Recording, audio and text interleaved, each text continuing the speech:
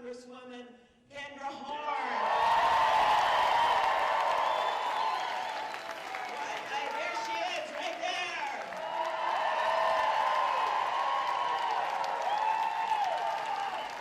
Unbelievable. The first woman ever in Congress from the state of Oklahoma. That is unbelievable.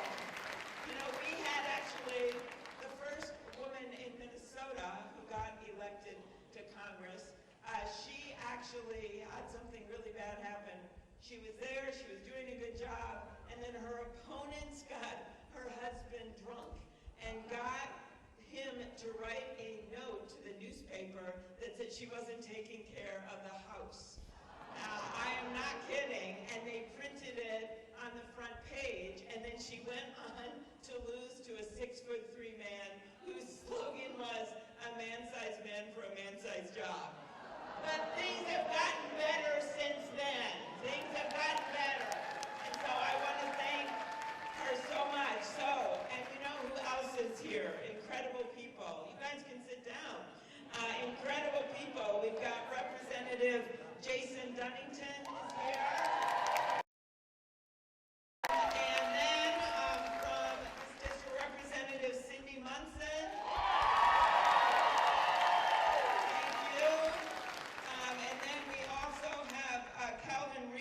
President of the Oklahoma Democratic Veterans. We just met Reverend T. Sherry Dickerson, the Oklahoma Women's March founding member. And then Will Irwin, thank you, the Vice Chair of Congressional District 4. And Tim O'Connor, the Secretary of the State Party. What an incredible group. I'm just going to put that down. So I have been on a journey today. We started in Minnesota.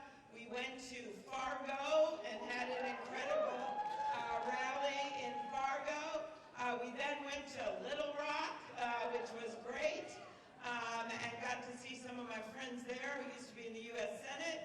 And we had a big rally there. And now, the best of all, we are here in Oklahoma City.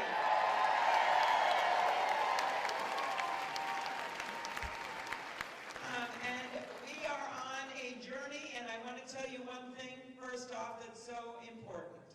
So you are a Super Tuesday state. And that means that when you hear, you're probably watching all these things happening in the other states, and what you should know is that only 3% of the delegates have been chosen. Only 3%. So this means that you in Oklahoma play a major role in making the decision about the next president of the United States. So we need you to vote because you've got to vote like your life depends on it. Because it literally does. Because the way I look at it is this. Our rule of law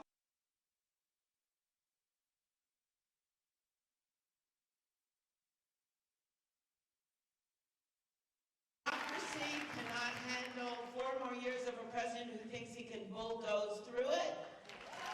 And the American dream cannot handle 4 more years of a president who thinks he can choose who lives it. That is what I believe. And when I think about the choice, and I think it's become pretty stark in the last few days, we have got a major choice to make here as a party of who we want leading the ticket. And I was the one, if you've watched all 9 debates, just kidding, I was the one by the way, when I first started announcing in the snow, maybe you saw that with 4 inches of snow on my head, I did that just to impress the people of Oklahoma. When I did that, people predicted I wouldn't even get through that speech. And then they predicted that I wouldn't make it through August. And then they predicted I wouldn't make it to the debates, and boy, did I make it to the debates.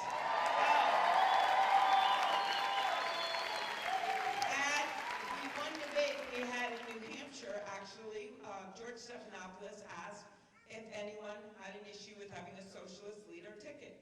And I actually, just by way, I came in with Bernie, we're friends, that's come out on the debate stage, but I was the only one that raised my hand.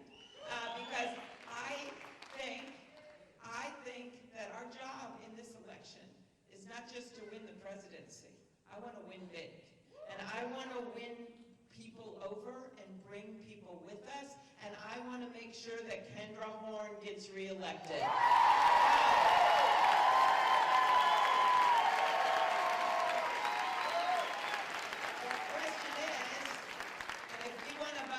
Really win big, then we win in the U.S. Senate races that we have open, the key ones we have open, and we send Mitch McConnell packing.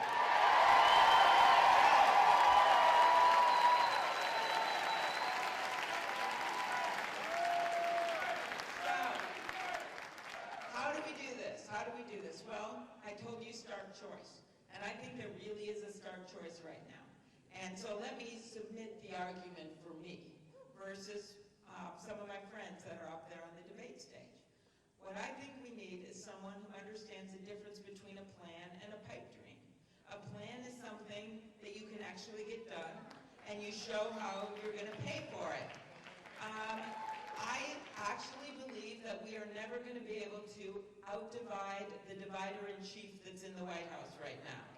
And I think a lot of what we do, when we had the last debate, Elizabeth kind of questioned me and the vice president for us saying in the past we worked across the aisle. Well, this is what I think. There are times you have to stand your ground, and I do it all the time. But there's also times you can find common ground. And then courage these days is not standing by yourself in the corner, throwing a punch in the boxing ring. Courage is whether or not you're willing to stand next to someone you don't always agree with for the betterment of this country.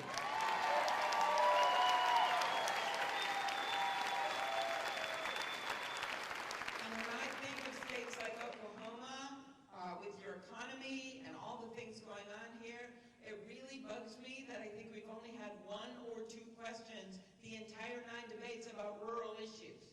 That is a fact.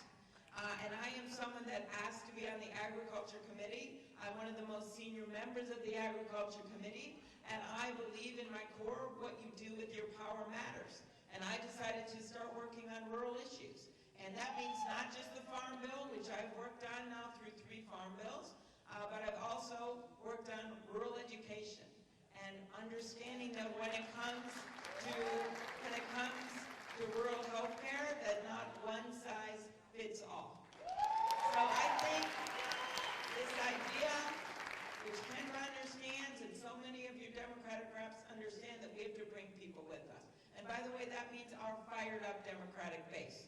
And as our friends here with the Women's March understand, that is one fired up Democratic base. But in addition to that, we bring independents and moderate Republicans. Now, if you think I don't know something about independents in the state of Minnesota, I have 4 words for you. Former Governor Jesse Ventura. He got elected the same year that I did, so I have a lot of understanding about this. And when I look at what we've done recently, if you think Oklahoma can be a place where we play, look at this. We got reelected in the state of Louisiana, a Democratic governor. In Kentucky, we just elected a Democratic governor, so Mitch McConnell now has a Democratic governor.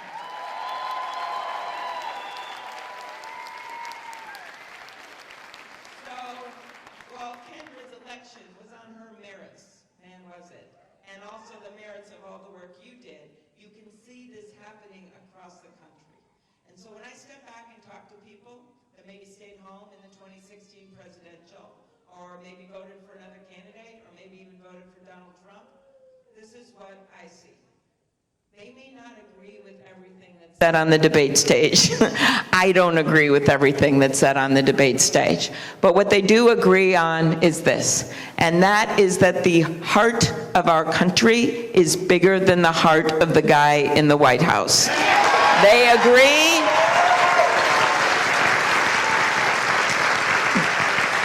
They agree that this election is in part a patriotism check. I think of our veterans, and they know exactly what I'm talking about. We have a president that when he was at the G20 and standing next to Vladimir Putin, and a reporter asked him about Russian interference in our election, he turned to Vladimir Putin and made a joke about it. Think about it. Hundreds of thousands of Americans and thousands of people from this patriotic state have lost their lives on the battlefield, standing up for democracy in our country and democracies abroad. That's what World War II was about. 4 little girls at the height of the civil rights movement in that church in Birmingham, Alabama, they lost their lives, innocents, simply because they were trying to be part of our democracy and other people were trying to push them out of our democracy. The very best moments in our country's history and the worst moments have been about democracy and about our Constitution. And this president turns to a ruthless dictator and makes a joke about it. That's when people think about patriotism and why we've been able to bring people with us in these House races and other places. That's a lot of it. The other part of it is a decency check. A decency check. The simple idea that you should be able to have the President of the United States on TV and not have to mute the volume when your kids come in or your grandkids come in. I mean, I remember growing up when my parents would have us watch the president make a statement or give an address, and they may not have voted for that president, they may not have agreed with that president, but they felt that it was really important that we listen to that president. Not anymore. Now people are scared to have people listen to the president because they have no idea who he goes after. I mean, he goes after everyone. He blames everyone for everything. He blames Barack Obama. You never know when he's going to say that. He blames the Federal Reserve that he appointed. He blames the generals that he commands. He blames the entire Kingdom of Denmark. Who does that? I kept saying that in the state of New Hampshire, and I started to have a cult of Danes follow me with flags. And then most recently, one of my favorite ones, he blamed the Prime Minister of Canada for what he claimed, our president claimed, cutting him out of the Canadian version of Home Alone 2. That actually happened. So when I talk about this decency check, it's things like that. Can you imagine what it would be like to have a president that didn't send out mean tweets at 5 a.m.? That would be a moment. That would be a moment of decency. So when I think about these voters, I think about people like I met this cattle rancher. I'm in Oklahoma, so you know. Cattle rancher in Minnesota, actually, and I took a tour of his ranch, and we were on this ATV, and we were dodging these big cows, and I thought, what a way to die. I don't think so. And then when it was done, we went into his house, and everyone left, the media, and he looked at me and he said, we voted for Trump. And I go, do you mean the cattle ranchers, your family? And he said, no, I mean, I did. I just don't like to talk about myself, so I say we. And we did it because I was mad, we were mad about health care. And then he said, but then I saw him stand in front of the wall. And I said, no, the wall wasn't built. And he said, no. The day after the inauguration, the CIA wall. So this guy remembers when our president, the day after the inauguration, gave a speech in front of this sacred wall covered in anonymous stars for the CIA agents that lost their lives in the line of duty. And President Trump stood in front of that wall and gave a partisan speech about the size of his crowd. And this guy remembers that. And then he says, then the Boy Scout Jamboree. And he remembered when Trump also gave a very partisan speech to a whole bunch of young people. And he said, that was it for me. He said, I decided for me, what I did, it wasn't patriotic. Or the person in northern New Hampshire in a long line of voters, and they have these happy stickers that say, I'm a climate change voter, I'm a Supreme Court voter, I'm a reproductive rights voter, and this guy comes in this brown jacket, and I said, sir, you don't have a sticker on. And he said, yeah, that's because I was a Trump voter. And they didn't have stickers for that. And he says, and these are my neighbors, and they don't know it, so don't say anything about it. And he goes, but I'm not doing it again. So I want us to remember that. I want us to remember this so we are not shutting people out, so that we are bringing people with us. So to do that, we need an optimistic economic agenda for the people of this country, because they don't want to just have something to vote against, they want to have something to vote for. So what does that mean? Well, that means bringing down the cost of health care. And here again, remember I told you about the choice that we have to make, this big choice? Well, here again, I disagree with my friends, Senator Sanders and Senator Warren, about this, because I simply don't think the way we're going to bring people with us is for the Medicare for All bill, which is well-intentioned, but if you read it on page 8, it basically says we're going to dismantle the entire private insurance system, that it will be banned, and that in fact 149 million Americans will lose their current insurance in 4 years. That is what it says. And so I do not think that's how we bring people with us. So let's look at another choice, and that is to build on the Affordable Care Act, President Obama's signature legislation. So how do we do that? Because we know it's helped a lot of people all over this country, and we know how important the protection on pre-existing conditions are. In fact, I remember being in a small town parade, and this woman had a stroller, and in the midst of Trump trying to repeal it and kick people off their insurance, she pointed at her child, and she says, "This is my son. He has Down syndrome." And she said, "I will do anything to fight for his health care." And then she pauses and says, "And this is what a pre-existing condition looks like." I thought about that because the reason that word just doesn't come off the tip of your tongue, but the reason that she knew that word is because we had united. And we had brought people with us, like the disability community and the AARP, and we brought people with us, and we were united in the United States Senate. And when you do that, what happens? Others follow. And you remember what happened when my friend, who I miss so much, John McCain, walked into that room and gave that big thumbs down. That's happened because we brought people with us. We brought people with us. So I look at this practically.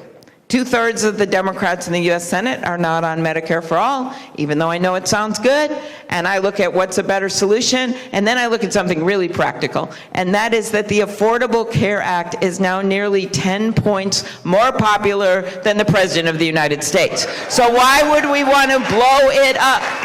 Donald Trump is trying to blow it up, so I would build on it, and I would build on it with a nonprofit public option to compete with the insurance companies to bring the premiums down. I would build on it by taking on the pharmaceutical companies to bring down the costs of prescription drugs. Since I got to the U.S. Senate, I have been leading on this. I wrote the bill to unleash the power of 45 million seniors to negotiate better prices under Medicare. Just so you know, there are 2 pharma lobbyists for every member of Congress. And before I got there, they wrote into law that Medicare can't negotiate. That's what that issue is. Medicaid can, the VA can, but Medicare can't. So that's when I drafted that bill. I have over 30 co-sponsors, and as president, I will get it done. It will erase that language from the law. The other thing that we can do is to bring in less expensive drugs that are safe from other countries. In Minnesota, we can see Canada from our porch, and we see those cheaper prices. And so I have a bill with Senator Grassley that would allow for the reimportation of those prescription drugs. And actually, Bernie and I teamed up. We had a vote on that amendment once at midnight, and 14 Republican senators voted for it. They might have been tired, I don't know, but they voted for it. So my point is, you can do this. And I also figured out that a president can actually do this herself. It is one thing you can do without Congress. I have found 137 things that a new president can do in 100 days without Congress that are legal. That would actually, that is a contrast to Donald Trump, that are legal. Yeah, I'll get to that. Okay, so what else can we do? You know what he's saying over there. That is the fact that I found one thing we can do in 100 seconds without Congress. Fire Betsy DeVos.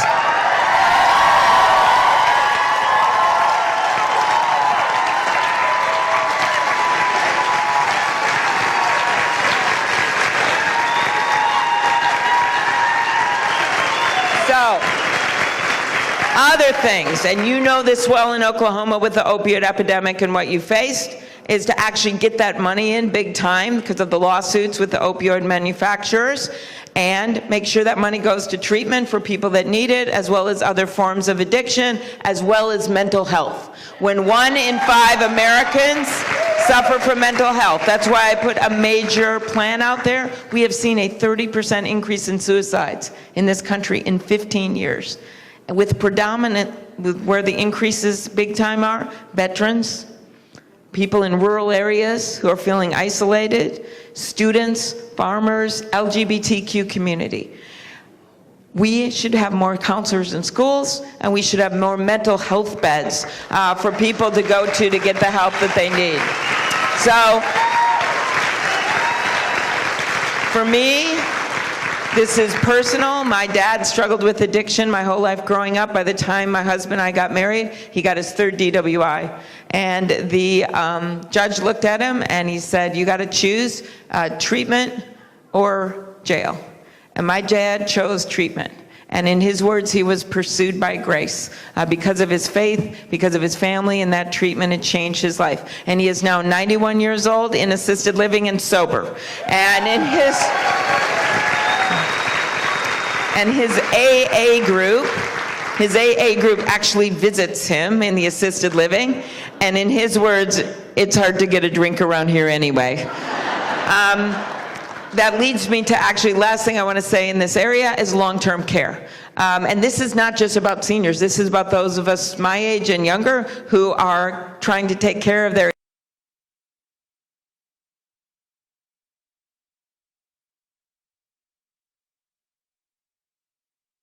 dad's case. Somehow he got long-term care insurance. I didn't know, but that's what allows him to stay in this house he's in with 15 people. Well, that's going to end in exactly a year and a half.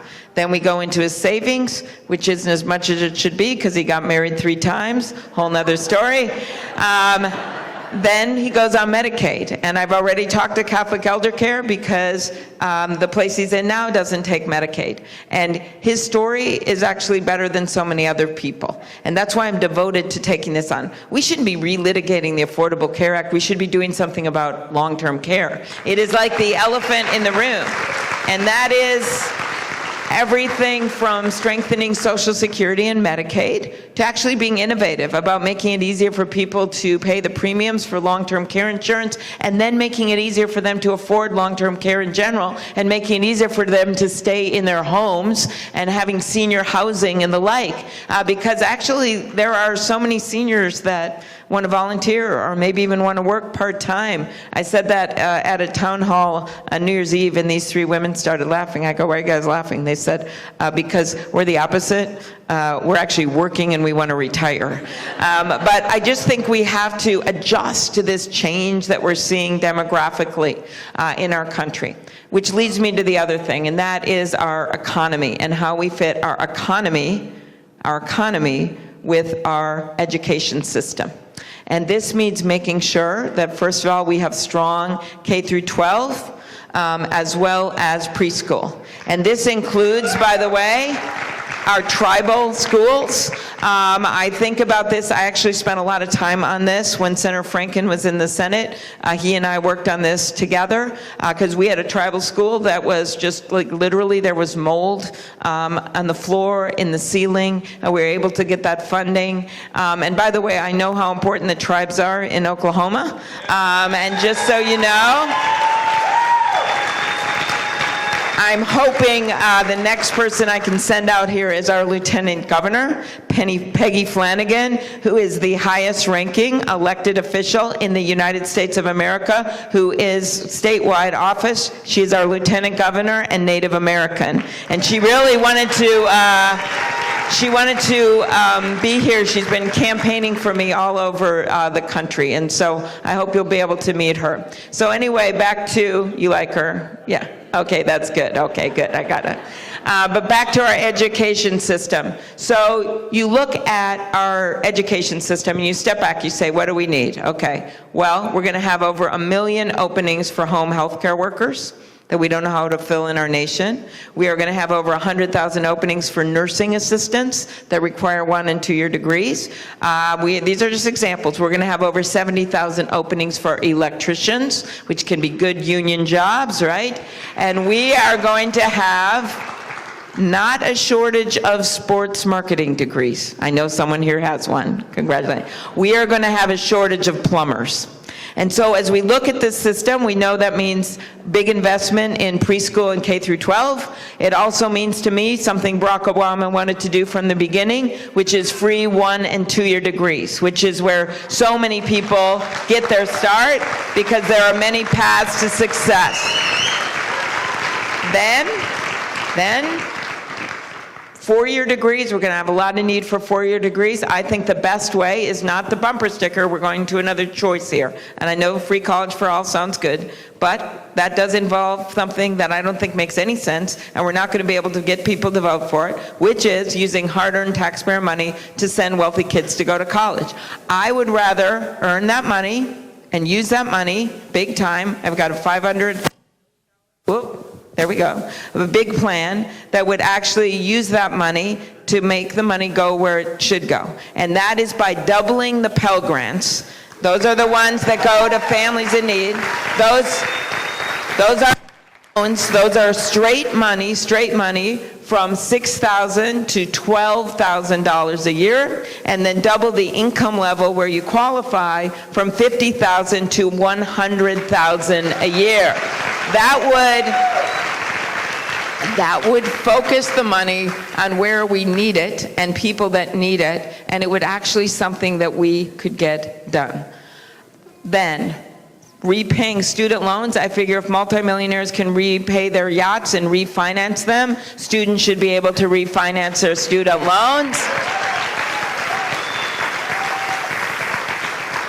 And making that loan repayment program work. And that means what our teachers use and making it work better so that they are able to actually, when they work for that many years, that they get their loans paid back. And we should make it go faster. But you know what else we could do with the money I've found by taking the capital gains rate, making it closer to the personal income tax rate? It brings in hundreds of billions of dollars. We can also use that money to extend it to in-demand occupations, some of the things I've talked about here, so that we create incentives for people to go into certain jobs.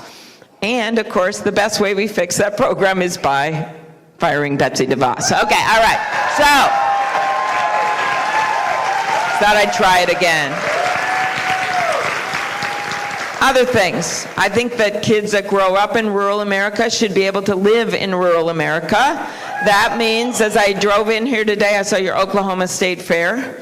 I was teasing the people in the car. I said, do you know what the biggest state fair is? And she said, Texas. And I'm like, no, Texas doesn't count.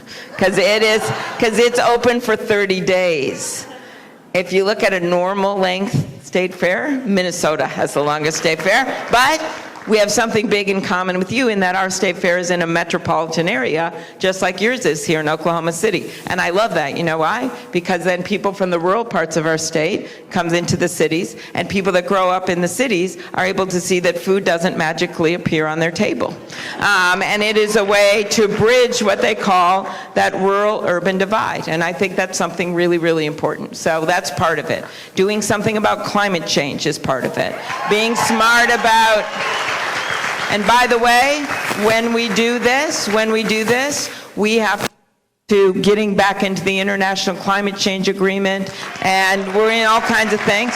We have to make sure that the money we bring in by doing that goes directly back to people to help them, job transitions alike. And if you don't think I think about this from the heart, I do. Because my grandpa was an R&R miner. Northern Minnesota, we had things open and closed. They're open right now. It's going well. But I still remember coming out of Duluth with my dad, and someone had actually taken a billboard out, and the billboard said, last one to leave, turn off the lights. I think you know what I'm talking about. And so we need not just smart policies when it comes to climate change and the like, but we need someone with a heart that gets it. Because otherwise, we're never going to be able to pass this, and we're never going to be able to make sure that it works for people, but we can do this. All right, so big point I want to make here. One of the things we need is a president that actually gets it. And actually can relate to people out there. Because I can like nothing more than debating Donald Trump. Because I am the one that's going to be able to stand up there and say to him, you know what? The middle of the country is not flyover country to me. I live there. And these people, these farmers and ranchers and workers that you are treating like poker chips in one of your bankrupt casinos, they are my friends and they are my neighbors. Whether it's your trade war, whether it's anything else that you're doing. Then I can contrast our backgrounds, and that is going to be fun. Because in the course of his life, he got $413 million from his family, from his dad. Me, this is my story. My grandpa was an iron ore miner. He worked 1,500 feet underground nearly every single day of his life. My grandma would give him this black lunch bucket, and he would go down in that mine. He wanted to be in the Navy. He wanted a life at sea, but he was the oldest boy of 9 kids. And when he was in middle school still, his parents got really sick. They ended up dying young. He raised those kids practically on that miner's salary. The youngest daughter, Hannah, was taken to an orphanage when the parents died. When she was 8 years old, he vowed he would get her. He borrowed a car 2 years later and brought her home. My grandma and my grandpa, they did that. And then they had my dad and his brother. And they saved money in a coffee can in the basement of their little tiny house to save money to send my dad to a 2-year community college. And from there, my dad went to the University of Minnesota. Yes, the Gophers. He went to the University of Minnesota. He got, there's that one fan out there. He got a journalism degree, and he got to write about all this incredible stuff, but for a long, long time he covered the Minnesota Vikings. I kind of like this story because it's an underdog story.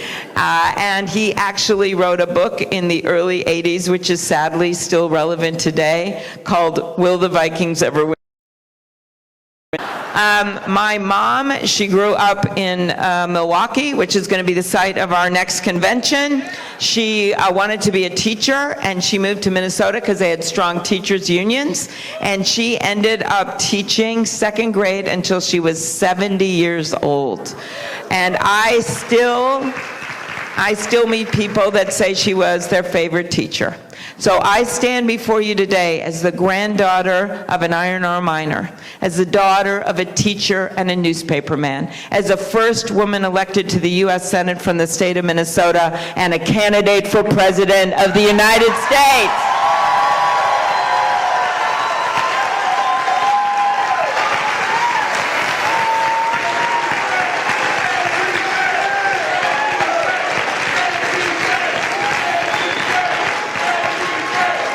And that is because we live in a country of shared dreams, that no matter where you come from, or who you know, or the color of your skin, or where you worship, or who you love, that you can make it in the United States of America. So I can tell you, you cannot fit $413 million in a coffee can in someone's basement.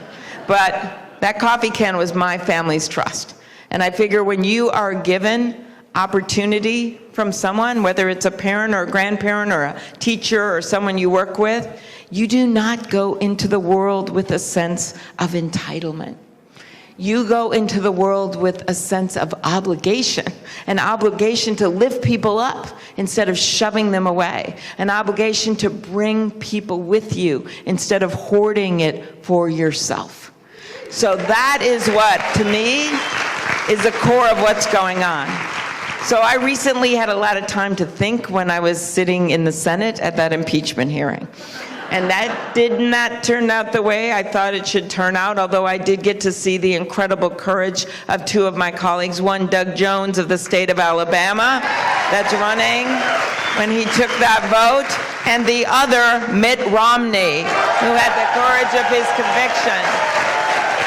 And as I sat there into the night, we were talking so much about the founding fathers that I started looking at my colleagues and thought they looked like founding fathers, bleary-eyed at midnight. But the other thing I started thinking a lot about was leadership and that quality of resilience and how important that is. Doris Kearns Goodwin has a book out looking at 4 different presidents and how they didn't have a lot in common, from Lyndon Johnson, right, to from Texas there, to Theodore Roosevelt, but they had this quality of resilience, that the measure was not how did they do when things were good, but how did they do when things were bad.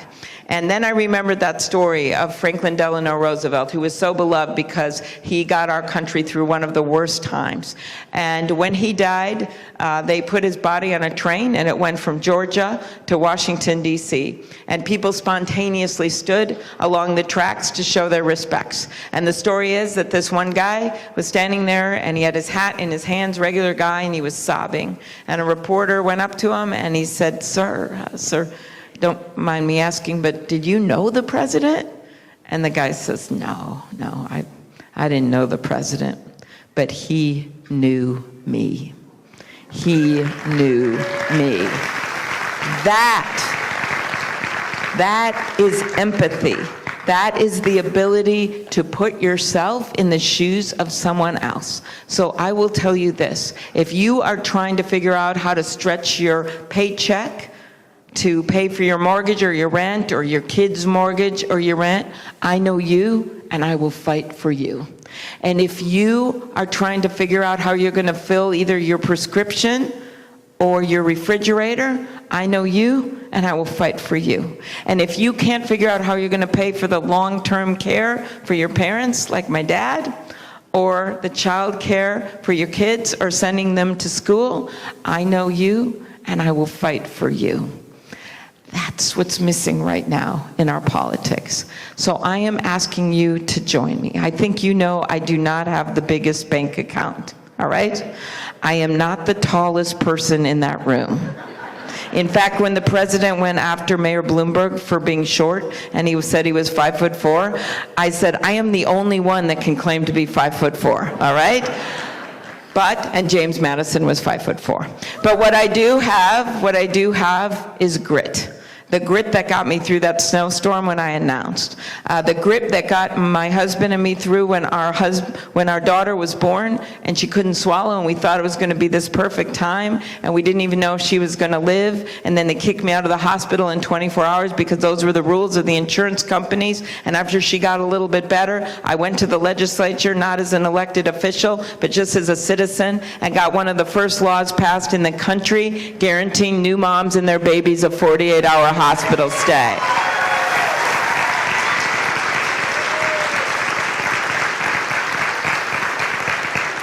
The grit of being told, no, you can't run, as I'm sure Kendra was told. You know, well, no woman's ever done this, run for the, we've tried, women have tried, they haven't been able to win the U.S. Senate seat, they tried, really good people, they didn't do it, it's too important, we don't know. The grit, you don't have any money, you can't do this. The grit that got me through that race to the U.S. Senate, in which one time I got it was so hard for me to raise money that I literally decided to just call everyone I knew in my life, because no one would call me back because my last name was hard. So I called everyone I knew in my life, and I set what is still a U.S. Senate record. I raised $17,000 from ex-boyfriends. It's a special note for students and young people to kind of try to keep good relations, because you never know what's going to happen. The grit, when I got to the Senate, when they said, oh, there's so much gridlock, you can't get anything done, that got me to the point that I have now passed over 100 bills as a lead Democrat in that gridlock of Washington, D.C. So I'm going to wind this down. In fact, I was thinking as I came out here, one of the times I was in your great state, I was at Fort Sill, actually, because there was a troop deployment. And it was, it was 109 degrees, okay? And they put, the governor then, and I went, Governor Plenty, and so we were standing there and they put the politicians in the sun so we wouldn't talk too long. But anyway, during the course of that beautiful ceremony, something like 17 people fainted, okay? And they got them water, they were fine, that were standing in the sun. And so when I got home, I was on the phone with a friend telling her the story of my trip to Oklahoma, and I explained how these 17 people had fainted. And our daughter was, I don't know, like 13 or so, and she ran to the top of the stairs, and she yelled down to my husband, "Dad, Mom talked so long today that 17 people fainted." That's a true story. Anyway, so I should end it soon here. So, my last thing I want to say is that I need your help, because this is a grassroots campaign, and we have exceeded expectations every step of the way.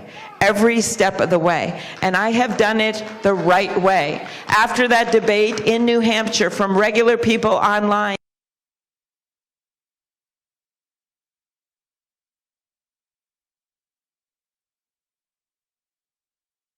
some of you in this room at amyklobuchar.com and some people around the country decided they believed in me, that we could get this done. That is how politics is supposed to work. And by the way, I love that we're heading into a bunch of primaries right now. I like primaries. I like people can go in there and vote, right? And that people can count the votes. I like that too. So this is a great moment for me, and it's only like 10 days away. So I'm just asking you to talk to your friends and tell them about me, to volunteer with our campaign. It would mean so much to me, and to help us out. I picked the color green for my signs for a reason, and that is because it is the color of, some of you won't know him, but he was an amazing senator from Minnesota named Paul Wellstone. And he was someone that beat the odds. He ran against someone that had so much more money than him, who was in the U.S. Senate, and he shocked the country because he won that seat. And he would drive around in this green bus, and we have a green bus, and he would talk really, really fast in his ads, just like this, because he had less money than his opponent, so he was going to use his 30 seconds to talk twice as fast. And he would run back and forth in the parades really, really, really fast. Well, the last year of his life, which was tragically, he was up for his third re-election, and he was going to win that, but then he died in a plane crash with his wife, Sheila, their daughter, and some incredible staff members. But that year was a year I'll never forget, because I happened to be running for re-election for local office. I had no opponent, which sounds really good right now. And I got to campaign with him, and I got to see what happened, because he had told the state he had MS and he was in a lot of pain and he couldn't run in those parades anymore. In fact, he could hardly walk. So instead he would stand on the back of the green bus and he would just wave. But here's the cool part. There were so many people that he had energized in those green shirts, running around that green bus in this constant motion, hundreds of people, that you didn't even notice he wasn't running himself. That is grassroots politics at his best. That is what you did for Kendra, and what you've done for these state reps, and what you are doing right now to change the face of Oklahoma. And that is what I'm asking you to do for me. Because as you know, the middle of the country is not flyover country to me, because I live here. And I am going to be there for you. And I believe you go not just where it's comfortable, but where it is uncomfortable. My very last story, I love telling stories. My husband is a third of 6 boys. There were 4 boys, his parents want a girl, and his mom got pregnant again and had identical twin boys. And they lived in a trailer home. And they just, when the 2 others came, they just had triple bunk beds in a single trailer home. But they had this station wagon, and every summer they would go on one vacation. And my husband was always the good one. He was the quiet one. He was the third of 6 kids. And the story is that not once but twice, when they went to the gas station, they would drive off and forget he wasn't in the car and leave him at the gas station. So I will leave you with this, Oklahoma. I will not leave Oklahoma behind at the gas station. I will not do that, because I believe that we need a president, not for half of America, but for all of America. That's how we're going to win.